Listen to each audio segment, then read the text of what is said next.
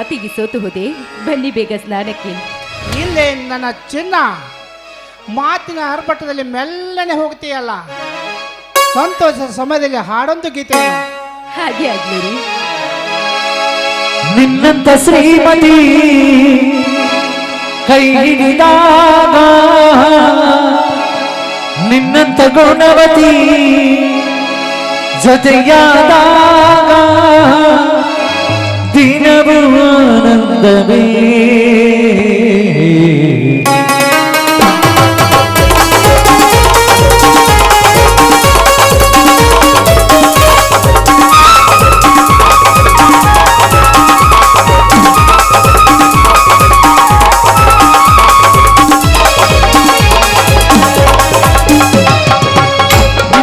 ಶ್ರೀಮತಿ ಕೈ ಹಿಡಿದಾಗ, ನಿನ್ನಂತ ಗುಣವತಿ ಜೊತೆಯಾದಾಗ ದಿನವೂ ಆನಂದವೇ.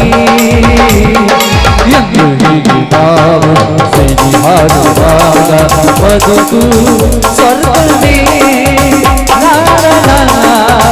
ಹೇ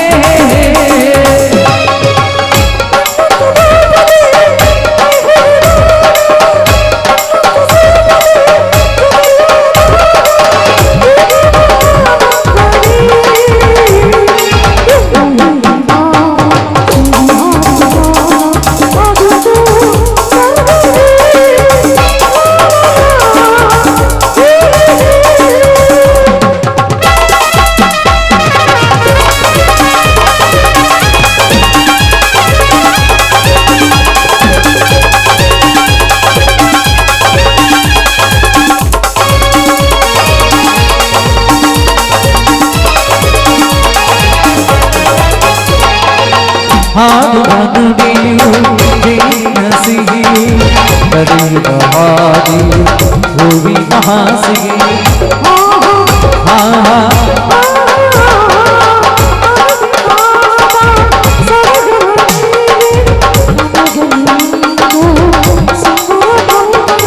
ಅನುಗಾನ ಅನುರಾಗ ಅನುಗಾನ ಅನುರಾಗ ಶುಭಯೋಗ.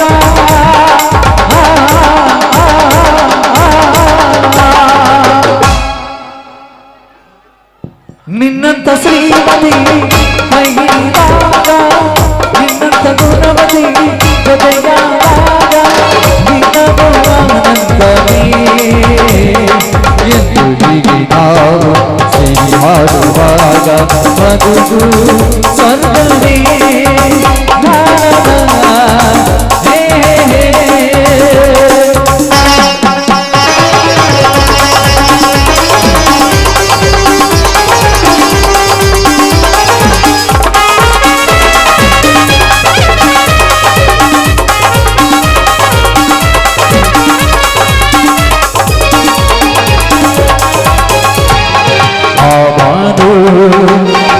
ಭೂಮಿ ಜಲದಲ್ಲಿ ಬಂದಾಗಿ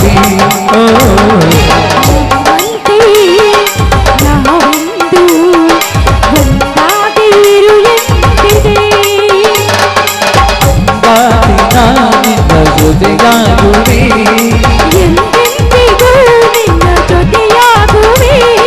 ನೀನಿಲ್ಲದೆ ಇರಲಾರದು.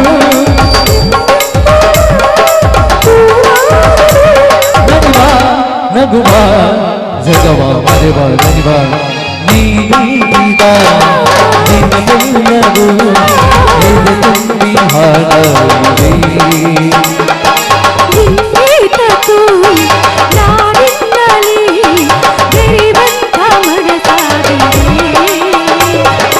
ಈ ಬಂಧನ ಬಹು ಜನರ ಕಥೆಯನ್ನು ಮನವೇದಿದೆ.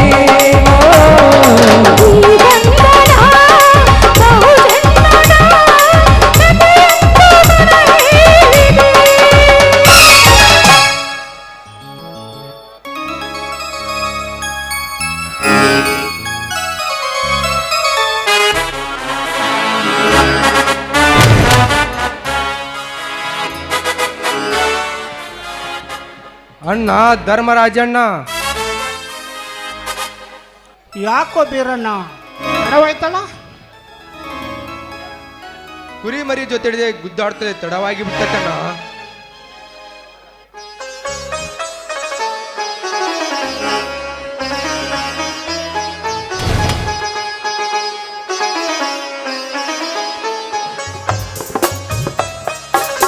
ಅಣ್ಣ, ದಿನಾಲು ಈತ ಹೇಳೋದೆಲ್ಲ ಬರೀ ಸುಳ್ಳು. ಇವನ ಮಾತು ನೀ ಕೇಳ್ತಾ ಹೊಟ್ರೆ ಕೋರ್ಟ್ ಕಚೇರಿಗೆ ಹೋಗೋ ಸಮಯವನ್ನು ಉಳಿದಿಲ್ಲ. ನಿನ್ನ ಮಾತಿನ ಅರ್ಥ? ಇಡೀ ಸುತ್ತ ತೋಳಿ ಜನ ಸುಮ್ಮನೆ ಇರುವಾಗ ಈತನೊಬ್ಬನೇ MLA ವೀರನಗೌಡರ ಮನೆಗೆ ಹೋಗಿ ವಿಮಾನ ನಿಲ್ದಾಣಕ್ಕೆ ಒಂದು ಇಡಿ ಮಣ್ಣು ಕೂಡ ಕೊಡುವುದಿಲ್ಲ ಅಂತ ಹೇಳಿ ಬಂದಾನಂತೆ. ಇವಾಗೇಕೆ ಬೇಕಣ್ಣ ರೈತರ ಚಳವಳಿ ಹೋರಾಟ? ಇದು ರೈತರ ಹೋರಾಟದ ಚಳುವಳಿ ಅಲ್ಲ ತಮ್ಮ, ಇದು ನಮ್ಮಂತ ದನಕರುಗಳ ಮೇಯಿಸೋ ರೈತರ ಹೋರಾಟ. ಆ ಭೂಮಿಯನ್ನು ಬಿಟ್ಟು ಬೇರೆ ಖರಾಬು ಭೂಮಿ ನೋಡಿಕೊಳ್ಳಿ ಅಂದರೆ ಅದು ತಪ್ಪೇನು ಮಾಡೋರ? ತಪ್ಪ. ಹೌದು, ಅದು ನನ್ನ ದೃಷ್ಟಿಯಲ್ಲಿ ತಪ್ಪು. ನಮ್ಮೂರಿನಲ್ಲಿ ವಿಮಾನ ನಿಲ್ದಾಣವಾದರೆ ದೊಡ್ಡ ಸಿಟಿ ಆಗುತ್ತೆ. ಅಷ್ಟೇ ಅಲ್ಲದೆ ರೈತರ ಮನೆಯಲ್ಲಿ ಒಬ್ಬ ನೌಕರಸ್ಥನಾಗುತ್ತಾನೆ. ಇದರ ಚಿಂತೆ ಇವನಿಗೆ ಕಣ್ಣ, ಕುರಿ ಕಾಯುವುದಷ್ಟೇ ಇವನ ಕೆಲಸ. ಅದೇ ಗೋಮಾಳ ಹೋದ ಮೇಲೆ ನಾನೆಲ್ಲಿ ಕುರಿ ಮೇಯಿಸಬೇಕು?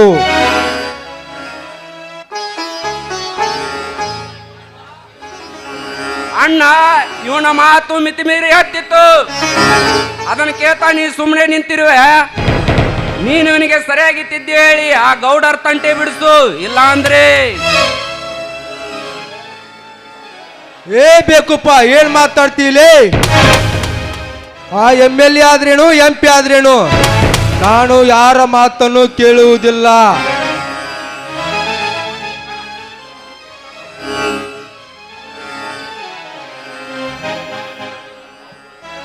ಇದು ಆ ರೈತರ ಹೋರಾಟದ ಸೊತ್ತು. ನೀನೆಷ್ಟೇ ನೀ ತನ್ನ ತಮ್ಮ ಶಾಲೆ ಕಲಿತು ದೊಡ್ಡ ಸಾಹೇಬನಾಗಲಿ ಅಂತ ಶಾಲೆ ಕಳಿಸಿದರೆ ನನಗೆ ಬುದ್ಧಿ ಹೇಳಕ್ ಬರ್ತೀಯ ಬೇಕುಪ್ಪ. ಹೌದು, ಇವೆರಡರಲ್ಲಿ ಒಂದಾಗಲೇಬೇಕು.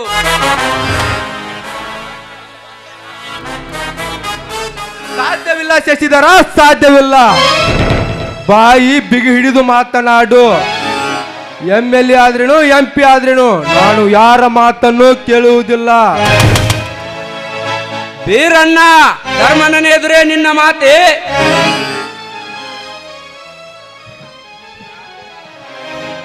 ಬೀರಾ, ನೀನು ಒಳಗಡೆ ನಡೆಯಪ್ಪ. ಹಾ, ಮಂಗಳ ಕರೆದುಕೊಂಡು ಅವನು. ಏಕಣ್ಣ, ಆ ಗೌಡನಿಗೆ ಹೆದರಿ ನನಗೆ ಹೇಡಿಯಾಗುವಂತೀಯ?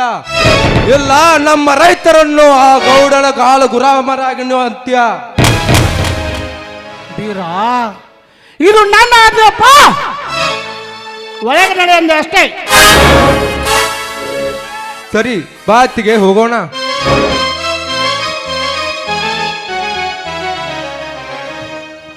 ಅಣ್ಣ, ಇವನ್ಯಾರನ್ನ ನಮಗೆ ಬುದ್ಧಿ ಹೇಳಲಿಕ್ಕೆ?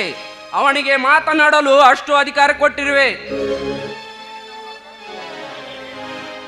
ಇವನೇನು ಸ್ವಂತ ಒಡ ಹುಟ್ಟಿದವನ? ಇವನೊಬ್ಬ ಅನಾಥ.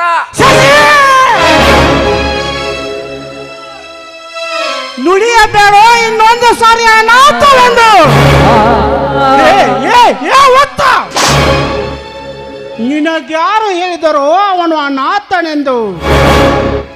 ಅವನ ಜೀವನ ಚರಿತ್ರೆ ನಿನಗೇನು ಗೊತ್ತು? ನಿನಗೆಲ್ಲ ಆ ದುಷ್ಟ MLA ವೀರಗೌಡನ ಹೇರಬೇಕಲ್ಲವೇ? ಹೌದು, ಅವನೊಬ್ಬ ಮನೆ ಮರ್ಕ ಸೊಳೆ ಮಗನ ಕಣೋ. ಅವನ ಮಾತನ್ನು ಕೇಳಿ ನಿನ್ನ ಮನೆಯನ್ನು ಮುರ್ಕೋತೀಯ? ಅವನು ಎಷ್ಟೋ ಬಡವರ ಬಡ್ಡಿಯನ್ನು ಎತ್ತಿ ಹಾಕಿ ಬಡವರ ಮನೆಯನ್ನು ಮುರಿದು ಬಡ್ಡಿಗೆ ಚಕ್ರ ಬಡ್ಡಿಯನ್ನು ಕಟ್ಟಿಕೊಂಡು ಬಡವರ ಗೋಳನ್ನೇ ಮಾಡಿದ್ದಾನೆ. ನೀನು ಈ ಧರ್ಮರಾಜನ ನುಡಿಯನ್ನು ಕೇಳದೆ ಹೋದರೆ ಮುಂದೊಂದು ದಿನ ಧರ್ಮದ ನುಡಿ ಬ್ಯಾಕಿಯಾಗಿ ನಿನ್ನನ್ನೇ ನಾಶವಾಗಿ ಮಾಡುತ್ತದೆ ಕಣೋ. ಶಶಿ ಶಶಿ ಶಶಿ, ನನ್ನ ಮಾತು ಕೇಳು. ನೀನು ಆ ಬೀರನಾಗೆ ಮಾತನಾಡಿದರೆ ಅವನು ಎದುರಿಸಲು ನಾ ಸದಾ ಸಿದ್ಧನಿದ್ದೇನೆ. ಗೌಡರ ಮಾತೇ ವೇದವಾಕ್ಯ. ಆ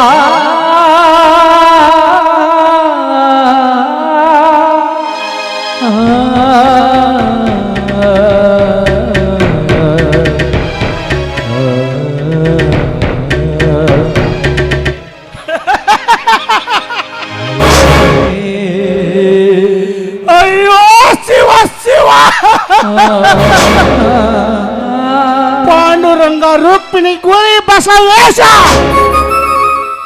ಕೇಳಿದೆಯನಪ್ಪ ಈ ನನ್ನ ತಮ್ಮನ ಮಾತುಗಳನ್ನು.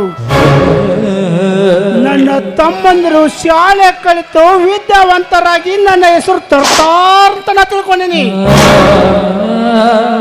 ಆದರೆ ದುಷ್ಟ ವೀರವೇಗೌಡನ ಮಾತನ್ನು ಕೇಳಿ ನನ್ನ ಮನೆಯನ್ನು ಸರ್ವನಾಶ ಮಾಡಲು ಎತ್ತಿದ್ದಾನ. ಆ ಗೌಡ ಇದೇ ಮಾತನ್ನು ಮುಂದುವರೆದು ಮುಂದೊಂದು ದಿನ ನನ್ನ ಮನೆತನಕ್ಕೆ ತನ್ನ ಬೀಜದ ಮೊಳಕೆಯನ್ನು ಮೊಳಗಿಸಿ ಇದೇ ರೀತಿ ಮುಂದುವರೆದು ನನ್ನ ಮನೆಯನ್ನು ಸರ್ವನಾಶ ಮಾಡುವುದರಲ್ಲಿ ಸಂದೇಹ ಇಲ್ಲಪ್ಪ.